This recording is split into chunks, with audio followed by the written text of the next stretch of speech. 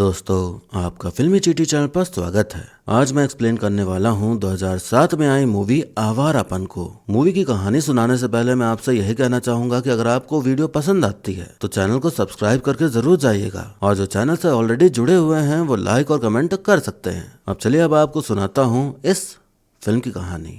तो मूवी की शुरुआत होती है हांगकांग शहर से। कुछ लड़कियों को जबरदस्ती यहाँ लाया गया है गलत काम करवाने के लिए। रीमा नाम की लड़की वहाँ से भागने की कोशिश करती है पर गुंडे उसे पकड़ ही लेते हैं। कहानी 1 साल आगे जाती है और हम देखते हैं शिवम नाम के गुंडे को, जो कि पिंजरे से कबूतर आजाद कर रहा है। शिवम का जिगरी यार है कबीर, जो कि हमेशा से उसके साथ रहा है। शिवम बदमाश भरत दौलत मलिक के लिए काम करता है, वो उसका राइट हैंड है। भरत के होटल चलते हैं जिनमें से एक को शिवम संभालता है। उसी होटल के एक रूम में भरत के भाई रंजन के बेटे मुन्ना ने एक लड़की को जान से मार डाला है। मुन्ना शिवम से कहता है, ज्यादा गाली वाली दे रहे थे मुझे तो मार दिया इसे, ठिकाने लगा दो इसे। शिवम को गुस्सा आ रहा होता है मुन्ना पर कि बेवजह लड़की को मार दिया। वो पुलिस को फोन कर रहा होता है तो मुन्ना उस पर बंदूक तान देता है। शिवम ने आओ देखा न ताओ उसे खूब पीटा और पुलिस के हवाले कर दिया। भरत शिवम को मिलने बुलाता है। वो उसकी तारीफ करता है कि तुम्हारा होटल बाकी होटल से ज्यादा कमाई करके दे रहा है। तभी वहाँ भरत का बेटा रोनी आता है। आते ही शिवम पर भड़क पड़ता है कि क्या जरूरत थी मुन्ना को पकड़वाने की,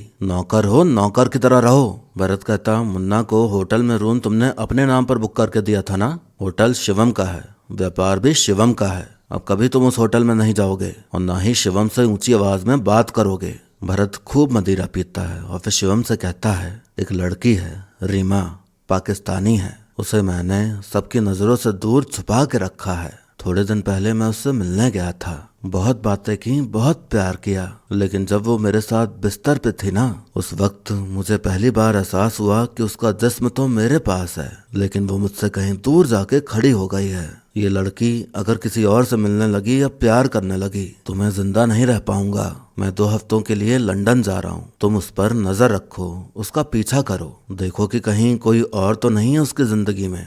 शिवम जाता है रीमा के घर। वो नमाज पढ़ रही होती है। उसके फोन पे कॉल आ रहा होता है तो शिवम नंबर नोट कर लेता है। शिवम उसे एक पार्सल देता है जो कि भरत ने दिया था। पार्सल में था एक ब्रेसलेट। फिर से कॉल आता है तो रीमा बात करती है। शिवम सुन रहा होता है पर कुछ खास बात होती नहीं। शिवम उसे अपना कार्ड दे देता है कि कभी जरूरत पड़े तो कांटेक्ट कर लेना। रीमा उसे खुदा हाफिज कहती है। शिवम एक पल के लिए थम सा जाता है, जैसे किसी और पल में चला गया हो। उसका जवाब देने के बदले शिवम गुड बाय बोलता है। शिवम नास्तिक टाइप इंसान है। शिवम उसके घर के बाहर ही घात लगाए बैठा होता है। रीमा तैयार होकर बाहर निकली। एक लड़का आया था उसे लेने। उसका पीछा किया तो रीमा दिखी अपने दोस्तों के साथ घूम रही है, नाच गा रही है, एंजॉय कर रही है। शिवम कार से जा रहा होता है कि तभी मुन्ना आ जाता है, जो कि जेल से छूटते ही चला आया बदला लेने। वो शिवम को टक्कर मारने लगा और धमकी देके जाता है कि तुझे तो मैं मार के रहूंगा। रोनी शिवम से कहता है, मुन्ना तुमको मारने के लिए पगलाया हुआ है, तुम राजन अंकल को फोन करो और माफी मांग लो उनसे, बात को आगे मत बढ़ाओ। तभी राजन का फोन आता है तो शिवम माफी मांगने के बजाय उल्टा सीधा सुना देता है। रोनी उसका कॉलर पकड़ के कहता है, तू समझता क्या है अपने आप को?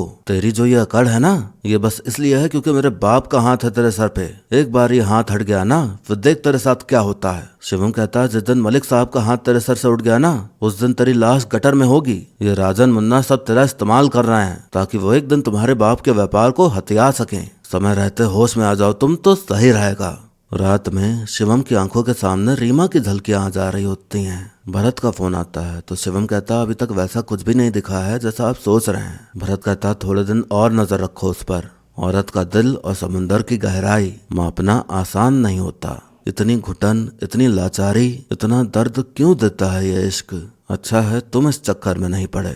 कहानी बहुत साल पीछे जाती है। शिवम कबीर के साथ राजस्थान में है। पुलिस उनके पीछे लगी हुई है। वो कार से भाग रहे हैं। तभी टायर पंचर हो जाता है तो शिवम भीड़ भाड़ वाले इलाके में घुस जाता है छुपने के लिए। तभी उसके पास आलिया नाम की एक लड़की आती है। उसके हाथ में पिंजड़ा है जिसमें कबूतर कैद हैं। वो कहती है, आप इस पंछी को रिहा कर दीजिए, अल्लाह की रहमत होगी। सिर्फ 20 रुपए में है एक पंछी, इसे रिहा कर दीजिए और फिर जो दुआ मांगनी है मांग लीजिए, अल्लाह मियाँ उसे जरूर पूरी करेंगे। शिवम कहता, मुझे ना तो तुम्हारे पंछियों की जरूरत है और ना ही अल्लाह मियाँ की, जाओ यहाँ से। आलिया कहती, नास्तिक हो क्या आप? शिवम कहता, हाँ। शिवम देखता है पुलिस जा चुकी है वहाँ से। आलिया कहती, ये तो बहुत बड़ा गुनाह है, अल्लाह को बिल्कुल नहीं मानते क्या? शिवम कहता, अजीब तरीका है दुकान चलाने का। पहले पंछियों को कैद करो, फिर उन्हें बेच के पैसे कमाओ और फिर कहो कि इन्हें रिहा करो तो अल्लाह की रहमत बरसेगी। पहले खुद पाप करो और फिर पुण्य की बात हम पर थोप दो।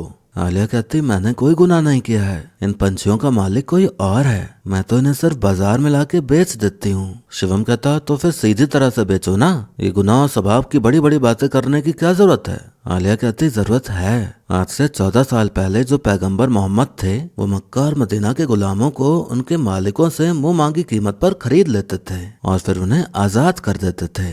अब आजकल गुलाम तो रहे नहीं, इसीलिए मैं इन परिंदों को बेचती हूँ ताकि लोग इन्हें खरीदें और सबाब के लालच में इन्हें रिहा कर दें। यकीन नहीं होता तो एक बार किसी पंछी को रिहा करके देखिए, फिर अल्लाह की रहमत बरसेगी और रूह को जो सुकून मिलेगा ना, तब आपको अपने आप मालूम पड़ जाएगा।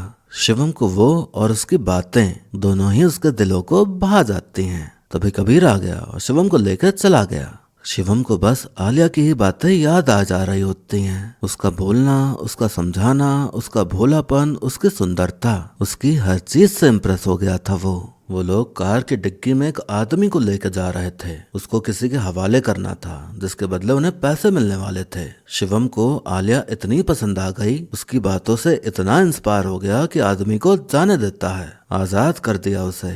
शिवम के दिल दिमाग ख्यालों में बस आलिया ही घूम रही होती है। अब उसे उसके घर का पता चल गया तो छुप छुप कर उसको ताकना भी शुरू कर दिया, उससे मिलने गया। आलिया को समझ आ गया था कि वो उसे पसंद करने लगा है। दोनों साथ में कबूतर उड़ाने लगे, फिर बातें होना भी शुरू हो गईं। मुलाकातों का सिलसिला बढ़ने लगा और दोनों बेहद करीब आ गए। आलिया ने उसे ताबीज पहना दिया उसकी रक्षा के लिए, उसे मस्जिद भी ले जाने लगी। शिवम उसके प्यार में सब करने को राजी था। मुलाकातें, बातें होते होते दोनों में गहरा प्यार हो गया।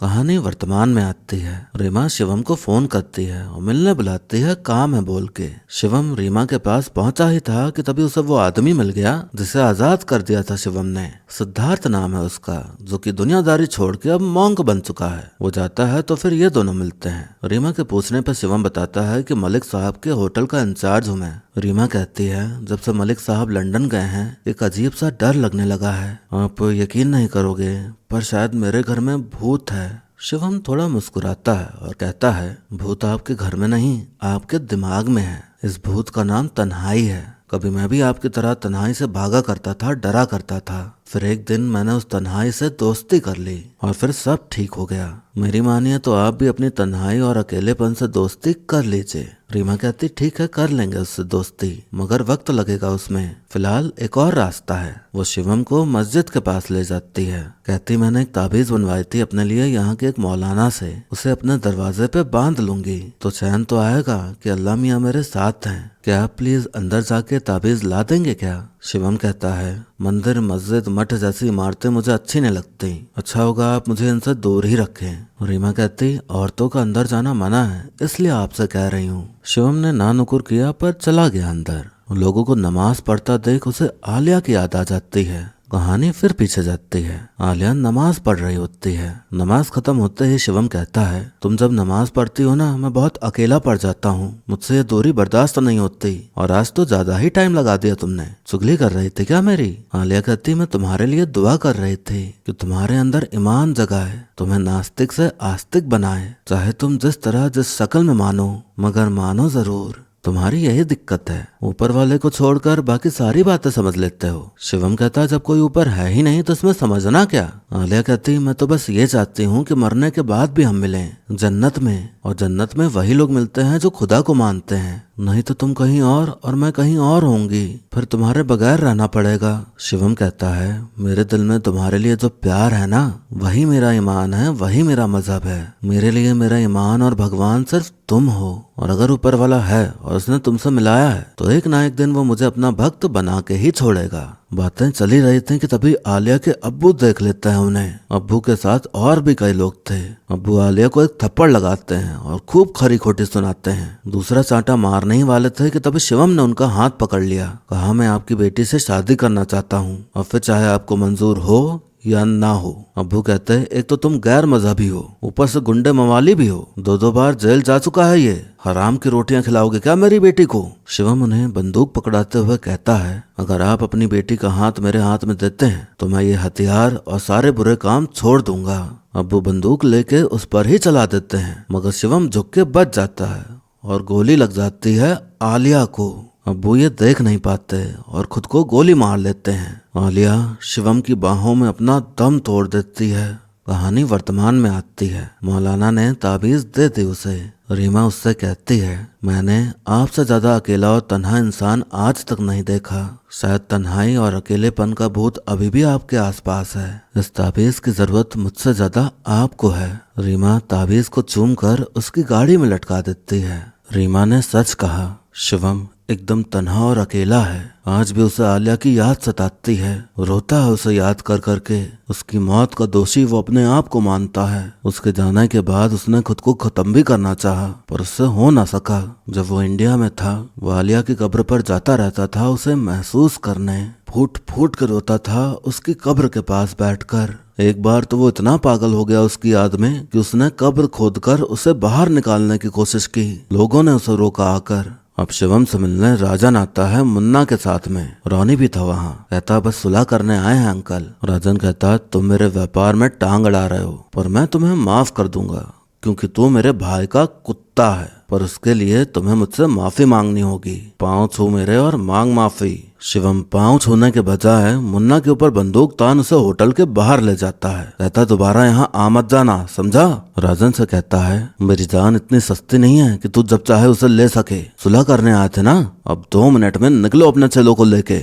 कबीर शिवम को समझाने का ट्राई करता है, पर शिवम उसकी सुनता नहीं। वो रीमा पर नजर रखने में लगा होता है। रीमा ने देख लिया कि वो छुपकर उस पर नजर रख रहा है। वो उसके पास जाकर कहती है मुझे पता है कि मलिक साहब के कहने पे कर रहे हो ये सब, कहो तो कॉफी भिजवा दूं, रात भर यहीं रहो। शिवम वहाँ से चला जाता है। तभी उसे रीमा के घर की ओर जाते हुए वो गाड़ी दिखती है जिस गाड़ी से उसका दोस्त उसे पिक करने आता है। वो सोचता है कि अभी तो ये उसे छोड़ के आया था, अब वापस क्यों जा रहा है। शिवम रीमा के घर गया तो उसे वही लड़का दिखा रीमा के पास। लड़के का नाम बिलाल है। बिलाल रीमा से कहता है मैं यहाँ सिर्फ तुम्हें वापस पाकिस्तान ले जाने आया हूँ। रीमा कहती है जब मलिक साहब मुझे यहाँ लाए थे तो मैंने अपनी जिंदगी से समझौता कर लिया था। अब मैं सिर्फ उनकी गुलाम हूँ। मैं अपनी आजादी के लिए तुम्हारी जान खतरे में नहीं डाल सकती। बिलाल कहता मुझे फर्क नहीं पड़ता, मैं तुम्हें यहाँ कैद में नहीं रहने दूंगा। मैंने सब इंतजाम कर लिया है, तुम मेरे साथ वापस चलो। आज तो शिवम भी नजर नहीं रख रहा है हम पर, तो जा सकते हैं हम। शिवम तुरंत भरत को फोन करके बता देता है कि उसकी जिंदगी में बिलाल नाम का लड़का है। दोनों आज रात पाकिस्तान जाने वाले हैं। भरत कहता है मार दो उस लड़की को। शिवम घर के अंदर घुसा तो बिलाल ने उसका रास्ता रोका तो शिवम उसे कूटने लगा। फिर रीमा को एक थप्पड़ मार उसके ऊपर बंदूक तान दी। रीमा रोते हुए कहती है तुम्हारे अल्लाह का वास्ता, तुम्हारे खुदा का वास्ता, प्लीज उसे जाने दो। मारना चाहते हो तो मुझे मार डालो, नहीं चाहिए मुझे गुलामी की जिंदगी। आजाद होना मेरा हक है, तो मुझसे मेरा हक नहीं छीन सकते। शिवम को आलिया की बातें याद आने लग जाती हैं। शिवम धड़ाधड़ गोलियां चला देता है। भरत का फोन आ रहा होता है तो वो उठाता नहीं, फोन ही फेंक देता है। भरत ने रीमा के पास फोन लगाया तो उसने उठा लिया। भरत समझ गया कि शिवम ने उसे धोखा दे दिया, उसने नहीं मारा रीमा को।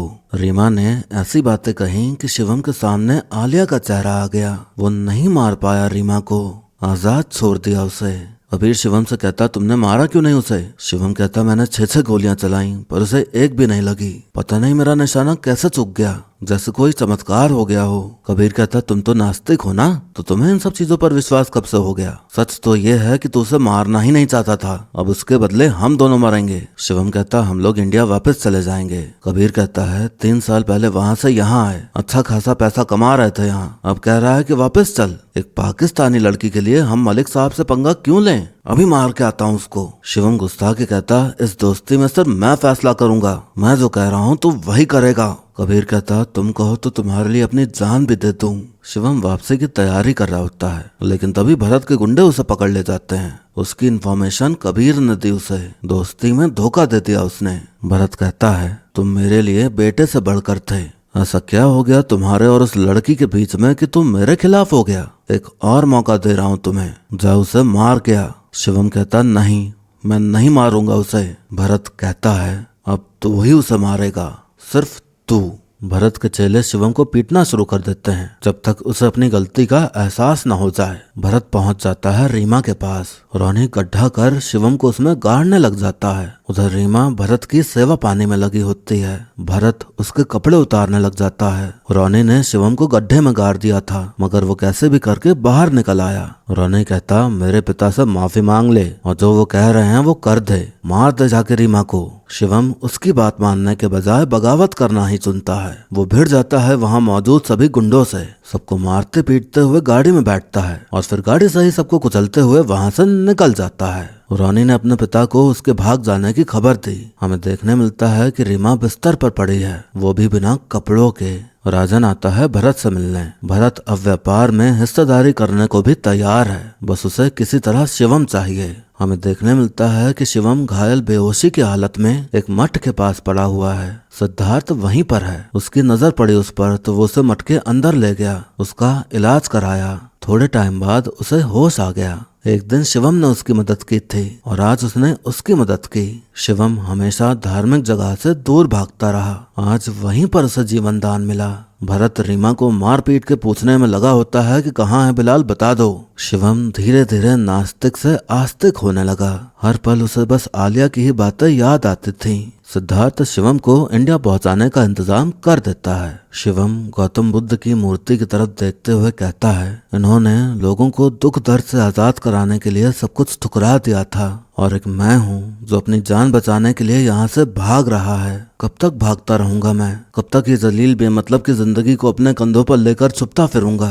क्या करूंगा ऐसे जिंदगी का? किसी और मलिक का कुत्ता बनकर उसके आगे पीछे दुम हिलाता फिरूंगा। जब आलिया के बाप ने मेरे सीने पर बंदूक तानी थी ना, तो मैं अपनी जान बचाने के लिए सामने से हट गया था। आज भी वही कर रहा हूँ, कायरों की तरह भाग रहा हूँ। मैं वापस नहीं जाऊंगा। सिद्धार्थ कहता, मलिक तुम्हें मार डालेगा अगर यहाँ रहे तो। शिवम कहता, रीमा और बिलाल को मिलाए बगैर मैं मरूंगा नहीं। अब इस गुलाम को आजादी तभी मिलेगी जब वो उन दोनों को आजाद करेगा। कबीर को मिल जाता है बिलाल तो उसे पकड़ना चाहा, लेकिन तभी बीच में आ जाता है शिवम। शिवम ने कबीर के साथ आए चेलों को मार डाला, पर कबीर को नहीं मार पाया। कबीर कहता, मार दे मुझे, रिहा कर दे मुझे इस जिंदगी से, मैंने दोस्ती तोड़ी है, मार दे मुझे। शिवम कहता है, इस दोस्ती में जो भी फैसला करना है वो मैं करूंगा, समझा तू? और मैं कह रहा हूँ कि तू जिएगा और मेरी मदद करेगा। इस लड़के को सिद्धार्थ के मंदिर लेके जा और मेरा इंतजार कर, मैं रीमा को लेके वहाँ आऊंगा। बोल, करेगा मेरे लिए? कबीर कहता है, तू कहे तो तेरे लिए अपनी जान भी दे दूं।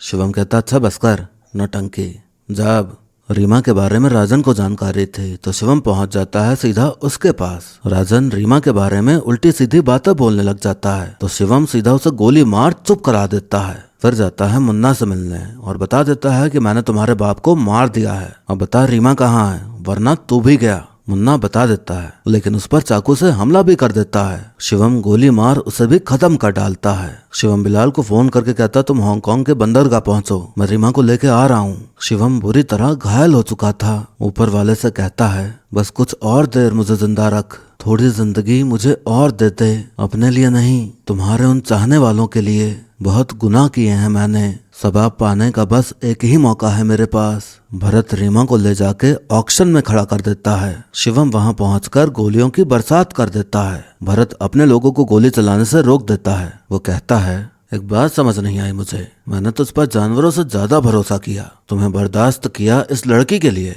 मुन्ना की जान ले ली, मेरे भाई की जान ले ली उसके लिए, आखिर क्यों? तुमने इस लड़की को क्यों नहीं मारा? शिवम कहता है, एक आवाज है जो मेरे कानों में गूंजती रहती है, एक चेहरा है जो मेरी आंखों के सामने बार बार आ जाता है, मेरे दिल का सुकून थी वो। उसी ने कहा था, पंछियों को आजाद करो, अल्लाह की रहमत होगी। उसने कहा था, एक मजलूम को आजाद करने का मतलब है सारी इंसानियत को आजाद करना। आज मौका मिला है उसकी बात पर अमल करने का, मैं वही कर रहा हूँ। जिनके अपने सपने पूरे नहीं होते ना, वो दूसरों के सपने पूरे करते हैं, पर ये बात आप नहीं समझोगे। भरत कहता है, तो तुम ये सिर्फ इसलिए कर रहे हो कि तुम्हें लगता है कि मरते मरते कोई पुण्य का काम कर रहे हो, तुम्हें लगता है कि तेरा अल्लाह तुझ पे रहमत बख्शेगा, ऊपर वाला तुझे जन्नत नसीब करेगा। शिवम कहता, मुझे जन्नत में जगह नहीं चाहिए, मैं बस इस लड़की को जहन्नुम से बचाने आया हूँ। मैंने तो मौत को खुद चुना है, अपने लिए और आपके लिए। इतना कह के शिवम भरत को गोली मार देता है। रोनी और बाकी गुंडे गोलीबारी शुरू कर देते हैं। तभी वहाँ कबीर आ जाता है उसे बचाने। कहता तुम दोनों जाओ, मैं संभाल लूंगा। वो दोनों कार से निकल जाते हैं और कबीर अपने दोस्त के लिए कुर्बान हो जाता है। वो रीमा को लेके बंदरगाह पहुंच जाता है। कहता तुम दोनों जाओ यहाँ से, आवारापन का ये बोझ मुझसे और उठाया नहीं जाएगा। वो रीमा को उसका ताबीज देते हुए कहता है मुझे आजाद करने के लिए शुक्रिया। रोनी गुंडे लेकर आ जाता है वहाँ। शिवम बिना डरे उनसे भिड़ जाता है। शिवम को 2-3 गोलियां लग जाती हैं, लेकिन वो फिर भी हिम्मत करके उनको मार रहा होता है। सांसें अटकने लगी। मरते मरते भी उसे सिर्फ आलिया ही दिख रही होती है। रीमा और बिलाल बोट पर चढ़ जाते हैं। शिवम जमीन पर गिर जाता है। वो इमेजिन कर रहा होता है कि उसका सर आलिया की गोद में है। वो उसके बालों को सहलाते हुए उसकी ओर देख मुस्कुरा रही है। अब कहानी आगे जाती है। रीमा पाकिस्तान पहुंच गई है। प्रेस कॉन्फ्रेंस में अपनी कहानी सुना रही है। अपने मुल्क जिंदा वापस आने का सारा क्रेडिट वो शिवम को देती है। और फिर इसी कहानी के साथ ये मूवी यहीं पर खत्म हो जाती है।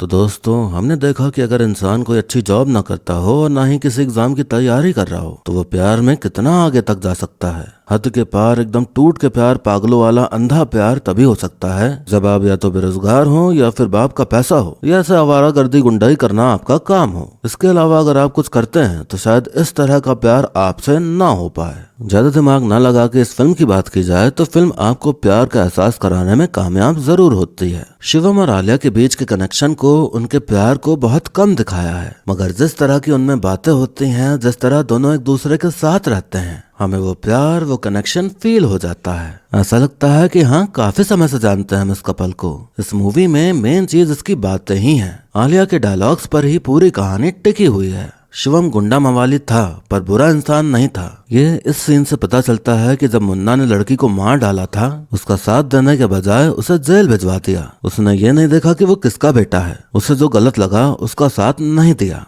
शुरुआत में मैंने जो बातें बोली उन बातों को नजरअंदाज करें तो फिल्म अच्छी है। भले जब ये रिलीज हुई थी तो फ्लॉप हो गई थी, पर अब ये कल्ट क्लासिक कहलाती है। तभी तो इसका दूसरा पार्ट आ रहा है। इस फिल्म के गाने सभी ने सुने होंगे और सभी गाने बहुत ही सुंदर हैं। वैसे आपको बता दूं कि इसकी कहानी ओरिजिनल नहीं है। ये फिल्म रिमेक है 2005 में आए south Korean movie a bitter sweet life की। फिल्म मेकर्स ने ओरिजिनल फिल्म को क्रेडिट भी नहीं दिया था। अनऑफिशियल रिमेक माना जाता है इसे। अब चाहे जो भी हो, फिल्म बनाई अच्छी थी। बाकी एक्टिंग की तो क्या ही बात करूं। आप सभी जानते हैं कि अक्खा बॉलीवुड एक तरफ और इमरान हाशमी एक तरफ। बाकी और जितने भी कलाकार फिल्म में मौजूद हैं, सबका काम भी बढ़िया ही रहा। मैंने इस फिल्म को एक्सप्लेन इसलिए किया क्योंकि 14 अगस्त को आवारापन 2 आने वाली है। उस फिल्म को एक्सप्लेन करने का प्लान है, पर मैंने पहला भाग ही नहीं देखा था। जब मैंने देख लिया तो सोचा लो इसकी ही कहानी बता देते हैं। मेरी तरह अगर किसी और ने भी नहीं देखा होगा तो वो भी जान लेगा कहानी। तो बस यही मकसद था इसको एक्सप्लेन करने का। इस फिल्म में तो दिखा दिया कि शिवम को तो गोली लग गई थी काफी।